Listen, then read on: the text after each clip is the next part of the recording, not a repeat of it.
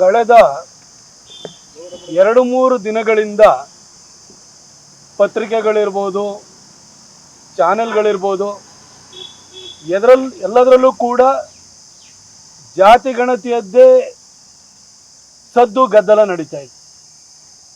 ನಿಜಕ್ಕೂ ಹೇಳಬೇಕು ಅಂದರೆ ಸಿದ್ದರಾಮಯ್ಯನವರು ಎಂತಹ ಒಬ್ಬ ರಾಜಕಾರಣಿ ಯಾವ ರೀತಿ ರಿಯಲ್ ಇಶ್ಯೂಸನ್ನು ಡಿಫ್ಲೆಕ್ಟ್ ಮಾಡ್ಬೋದು ಅನ್ನೋದನ್ನು ಇದ್ರ ಮುಖಾಂತರ ಸಾಬೀತು ಮಾಡಿದ್ದಾರೆ.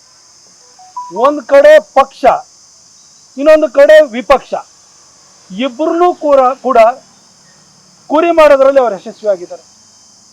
ರಿಯಲ್ ಇಶ್ಯೂಸನ್ನು ಬಿಟ್ಬಿಟ್ರು, ಎಲ್ಲ ಕಡೆ ಡಿಫ್ಲೆಕ್ಟ್ ಮಾಡಿದ್ದಾರೆ.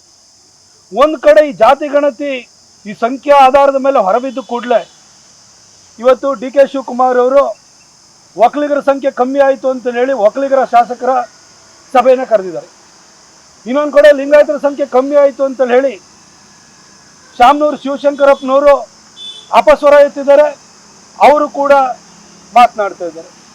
ಮತ್ತೊಂದು ಕಡೆ ದಲಿತ ನಾಯಕರು ನಮ್ಮ ಸಂಖ್ಯೆ 1 ಕೋಟಿಗಿಂತ ಜಾಸ್ತಿ ಇದೆ ಅಂತೇಳಿ ಭಾಳ ಒಳಗಿಂದ ಒಳಗೆ ಖುಷಿ ಪಟ್ಕೊಂಡು ನಮಗೆ ಮುಖ್ಯಮಂತ್ರಿ ಸ್ಥಾನದಿಂದಲ್ಲ ನಾಳೆ ಲಭ್ಯವಾಗ್ಬೋದು ಅಂತ ಯೋಚನೆ ಮಾಡ್ತಿದ್ದಾರೆ. ಆದರೆ ಸಿದ್ದರಾಮಯ್ಯನವರ ತಂತ್ರಗಾರಿಕೆ, ಅವರು ಇಟ್ಕೊಂಡಿರುವಂಥ ದುರುದ್ದೇಶದ ಬಗ್ಗೆ ಯಾರು ಯೋಚನೆ ಮಾಡ್ತಿಲ್ಲ. ನಮ್ಮ ಜಾತಿಗಳ ಸಂಖ್ಯೆ ಕಮ್ಮಿ ಆಯಿತು ಅಂತ ಹೇಳಿ ಎಲ್ಲ ಯೋಚನೆಯನ್ನು ಮಾಡ್ತಾ ಇದ್ದಾರೆ. ಆದರೆ ಸಿದ್ದರಾಮಯ್ಯನವರು ಒಡೆಯಕ್ಕೆ ಹೊರಟಿರೋದು ಒಟ್ಟಾರೆ ಹಿಂದೂ ಸಮಾಜವನ್ನು ಅನ್ನೋದನ್ನು ಇವರೆಲ್ಲರೂ ಅರ್ಥ ಮಾಡ್ಕೊಳ್ಬೇಕು. ಈ ಹಿಂದೆ ಅವರು ಅಹಿಂದ ಕಟ್ಟಿ ಅಲ್ಪಸಂಖ್ಯಾತರು, ಹಿಂದುಳಿದವರು, ದಲಿತರು ಅಂತ ಹೇಳಿ ಅಲ್ಲಿ ಒಂದಷ್ಟು ಜನ ಅಲ್ಪಸಂಖ್ಯಾತರ ಜೊತೆಗೆ ಹಿಂದುಳಿದ ದಲಿತ ಅಂತೇಳಿ ನಮ್ಮ ಹಿಂದೂ ಸಮಾಜದ ಒಂದಷ್ಟು ಜನ ಸೇರಿಸ್ಕೊಂಡು ರಾಜಕೀಯ ನೆಲೆಯನ್ನು ಪಡ್ಕೊಳ್ಳೋಕೆ ಪ್ರಯತ್ನ ಮಾಡಿದರು. ಅದಾದಮೇಲೆ ಮುಖ್ಯಮಂತ್ರಿ ಆದರು. ಈಗ 2ನೇ ಸರಿ ಮುಖ್ಯಮಂತ್ರಿಯಾಗಿ ಮುಸಲ್ಮಾನರ ಸಂಖ್ಯೆಯನ್ನು ವೃದ್ಧಿಯನ್ನು ಮಾಡಿ ಈ ಜಾತಿ ಗಣತಿಯಲ್ಲಿ ಹಿಂದೂಗಳನ್ನು ಎಲ್ಲ ಜಾತಿಗಳನ್ನು ಕೂಡ ಒಡಿಬೇಕು ಅಂತ ಹೇಳಿ ಈ ಜಾತಿ ಗಣತಿಯ ಈ ಸ್ಯಾಂಪಲ್ ಸರ್ವೆ ಮುಖಾಂತರವಾಗಿ ಅವೈಜ್ಞಾನಿಕವಾಗಿ ಮಾಡಿರುವಂಥ ಅಂಕಿಅಂಶಗಳನ್ನು ಇವತ್ತು ಹೊರಗಡೆ ಹಾಕಿದ್ದಾರೆ. ಆದರೆ ನಾನು ಮಾನ್ಯ ಸಿದ್ದರಾಮಯ್ಯನವರು ವಿಶ್ವವಿಖ್ಯಾತ ಅರ್ಥಶಾಸ್ತ್ರಜ್ಞರು, ಹಾಗೂ ನಮ್ಮ ಒಕ್ಕಲಿಗರ ಸಂಖ್ಯೆ ಕಮ್ಮಿ ಆಯಿತು, ನಮ್ಮ ಲಿಂಗಾಯತರ ಸಂಖ್ಯೆ ಕಮ್ಮಿ ಆಯಿತು, ಉಳಿದ OBC ಅವರ ಸಂಖ್ಯೆ ಕಮ್ಮಿ ಆಯಿತು, STಗಳ ಸಂಖ್ಯೆ ಕಮ್ಮಿ ಆಯಿತು ಅಂತ ಹೊಡೆದಾಡ್ತಾ ಇರುವಂತಹ ಎಲ್ಲ ನಾಯಕರುಗಳಿಗೂ ನಾನು ಒಂದು ಮಾತು ಹೇಳಲಿಕ್ಕೆ ಬಯಸ್ತೀನಿ. ಸಿದ್ದರಾಮಯ್ಯನವರು ಹಿಂದೂ ಸಮಾಜವನ್ನು ಒಡಿಲಿಕ್ಕೆ ಹೊರಟಿದ್ದಾರೆ ಅನ್ನುವ ಕನಿಷ್ಠ ಜ್ಞಾನವನ್ನು ಇಟ್ಕೊಳ್ಳೋದಲ್ಲೇ ನೀವೆಲ್ಲ ಜಾತಿವಾರ ಸಭೆಗಳನ್ನು ಮಾಡಲಿಕ್ಕೆ, ಶಾಸಕರ ಸಭೆಯನ್ನು ಕರೀಲಿಕ್ಕೆ ನೀವು ಹೊರಟಿದ್ದೀರಿ. ಆದರೆ SCC ಡೇಟಾ ಅಂದರೆ ಏನು? 2011ರಲ್ಲಿ ಜನಗಣತಿ ಆಯಿತು.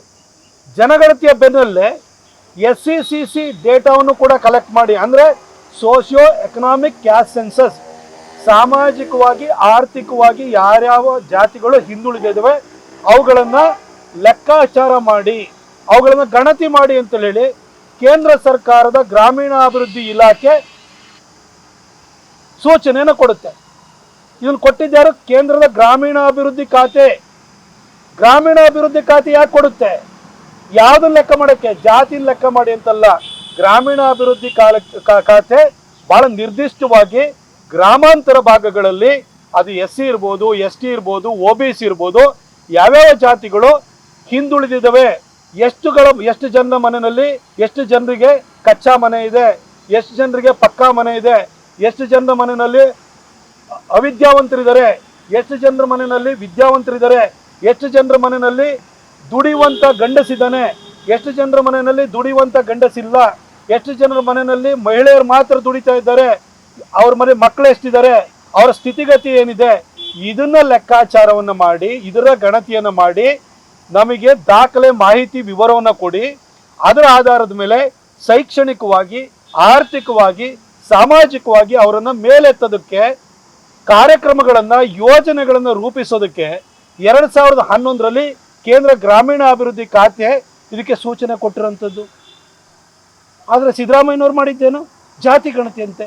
ಇದು ಗ್ರಾಮೀಣ ಭಾಗದಲ್ಲಿ ಮಾಡುವಂಥದ್ದು. ಇದು ಏನು ಸಿಟಿನಲ್ಲಿ ಬಂದ್ ಮಾಡಲ್ಲ, ಕರೆಯಿಂದ ಗ್ರಾಮೀಣಾಭಿವೃದ್ಧಿ ಇಲಾಖೆ ಇದನ್ನು ಕೊಡುವಂಥದ್ದು ಇದನ್ನು. ಆದರೆ ಸಿದ್ದರಾಮಯ್ಯನವರು ಕ್ಯಾಸ್ಟ್ ಸೆನ್ಸಸ್ ಮಾಡಿಬಿಟ್ಟಿದ್ವಿ. ಯಾರ ಮನೆ ಬಂದಿದ್ದೀರಿ ಸರ್? ಯಾವ ಕ್ಯಾಸ್ಟ್ ಸೆನ್ಸಸ್ ಮಾಡಿದ್ದೀರಿ ನೀವು? ಸಿಟಿನಲ್ಲಿ ಬಂದ್ ಮಾಡಿದ್ದೀರಿ ನೀವು? ಎಲ್ಲ ಅಲ್ಲಿ ಇಲ್ಲಿ ಹೋಗ್ಬಿಟ್ಟು ಸ್ಯಾಂಪಲ್ ಸರ್ವೆ ಮಾಡ್ಕೊಂಬಿಟ್ಟು ಅದನ್ನೇ ಭಾಳ ದೊಡ್ಡ ಸರ್ವೆ ಮಾಡಿಬಿಟ್ಟಿದ್ವಿ, ಸಂಖ್ಯಾವಾರು ಇಷ್ಟಿದೆ ಅಂತ ಹೇಳ್ಬಿಟ್ಟು ಎಲ್ಲರಿಗೂ ಕೂಡ ನೀವು ದಾರಿ ತಪ್ಪಿಸುವಂಥ, ಕುರಿ ಮಾಡುವಂಥ ಕೆಲಸವನ್ನು ಮಾಡ್ತಾ ಇದ್ದೀರಿ ಸರ್. ನಿಮಗೆ ಉದ್ದೇಶ ಶುದ್ಧಿ ಇದ್ದರೆ ಈಗ ನೀವು ಕೊಟ್ಟಿರುವಂಥ ಸಂಖ್ಯೆ ಇದೆಯಲ್ಲ, ಬೆಂಗಳೂರಿನಲ್ಲಿ ಗಣತಿ ಆಗಿದೆ ಸರ್. ಬೆಂಗಳೂರಿನಲ್ಲಿ 1.5 ಕೋಟಿ ಜನಸಂಖ್ಯೆ ಇದ್ದಾರೆ. ನೀವು ಕೊಟ್ಟಿರುವಂಥ ಜನಸಂಖ್ಯೆಯ ಒಟ್ಟಾರೆ ಅದರ ಒಟ್ಟು ಸಂಖ್ಯೆಯನ್ನು ತೆಗೆದು ನೋಡಿ, ಕರ್ನಾಟಕ ಒಟ್ಟು ಜನಸಂಖ್ಯೆ ನೋಡಿ, ತಾಳಮೇಳ ಹೊಂದುತ್ತಾ? ಹಾಗಾದ್ರೆ ಎಲ್ಲಿ ಸಿಟಿ ಭಾಗದಲ್ಲಿ ನೀವು ಗಣತಿಯನ್ನು ಮಾಡಿದ್ದೀರಿ? ಅದ್ರ ಉದ್ದೇಶವನ್ನೇ ಮರೆತು ಇದನ್ನು ಜಾತಿ ಗಣತಿ ಅನ್ನೋ ರೀತಿಯಲ್ಲಿ ನೀವು ಬಿಂಬಿಸ್ತಾ ಇದ್ದೀರಿ ಸರ್. ಕಳೆದ ಈ ಸಿದ್ದರಾಮಯ್ಯನವರ ಒಂದು ಮೋಡಸ್ ಆಪರೆಂಟಿ ಅಥವಾ ಕಾರ್ಯವಿಧಾನನ ಎಲ್ಲ ರಾಜಕಾರಣಿಗಳು, ವಿಶೇಷವಾಗಿ ಕಾಂಗ್ರೆಸ್ಸಿಗರು ಅರ್ಥ ಮಾಡ್ಕೊಳ್ಬೇಕು. ಯಾಕಂತಂದ್ರೆ ಇವರಿಗೆ ಮೊದಲನೇ ಸರಿ ಮುಖ್ಯಮಂತ್ರಿ 2013ರಿಂದ 2018 ಈಗ 2ನೇ ಸರಿ ಮುಖ್ಯಮಂತ್ರಿಯಾಗಿ 2 ವರ್ಷ ತುಂಬಕ್ಕೆ ಬಂತು. ಈ 7 ವರ್ಷಗಳ ಕಾಲಾವಧಿಯಲ್ಲಿ ಸಿದ್ದರಾಮಯ್ಯನವರು ಏನು ಮಾಡಿದ್ದಾರೆ? ಅಹಿಂದ ಅಂತ ಹಿಂದೂಗಳಲ್ಲಿ ಒಂದು ವರ್ಗವನ್ನು ಒಡೆಯಕ್ಕೆ ನೋಡಿರು, ಈಗ ಜಾತಿ ಗಣತಿ ಅಂತ ಉಳಿದವ್ರನ್ನ ಒಡೆಯಕ್ಕೆ ನೋಡ್ತಿದ್ದಾರೆ. ಆದರೆ ಇವರು 2ನೇ ಸರಿ ಮುಖ್ಯಮಂತ್ರಿಯಾಗಿ 2 ವರ್ಷ ತುಂಬುತ್ತೆ ಮುಂದಿನ ತಿಂಗಳು 20ನೇ ತಾರೀಕಿಗೆ. ಇಲ್ಲಿವರೆಗೂ